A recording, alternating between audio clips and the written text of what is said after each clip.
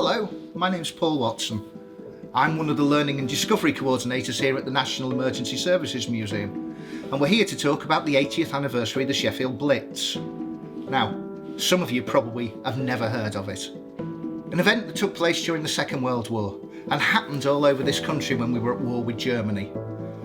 Following our retreat from Dunkirk in 1940, we knew we were next on the invasion target as Hitler and his German soldiers had marched right the way throughout the rest of Europe and had stopped at the shores of France. The Battle of Britain was fought and ended. Britain's won. But the Germans changed tactics. They no longer wanted to attack us with attack aircraft, they wanted to bomb us. They realised that if they were going to stop us, because it had had no real effect on morale bombing London at the time, they were going to have to destroy the industrial cities, the places that made the munitions, the armaments, the tanks, the planes that could fight a war if they ever invaded.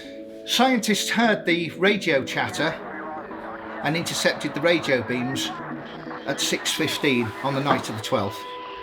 At 7 o'clock, the red alert to take cover, attack imminent arrived, and at 7:15, only an hour later, the Luftwaffe, with 288 planes, started to unload their deadly cargo on what they thought was the steelworks.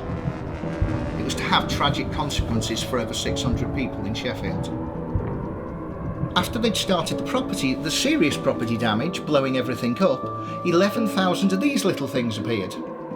Incendiary bombs, designed with a heavy end to punch through roofs and set fire to everything. The fire service were mainly concentrating on the town centre and major buildings that people were actually in at the time being hit. And that's where we come to the Empire Theatre. One of the fires that Frederick Parkes Spencer was called out to was at the crossroads of Union Street and Charles Street, the Empire Theatre. A bomb had hit directly at the back of the theatre, had caused structural damage and had started a fire.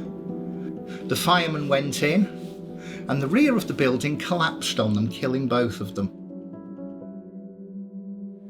Frederick was 36, his colleague was 29. Lives gone in an instant. The fire burned with such an intensity that when the two firemen were found, Frederick could only be identified by the two that was on his helmet. We also have a certificate from the King recognising his sacrifice during the 39-45 war.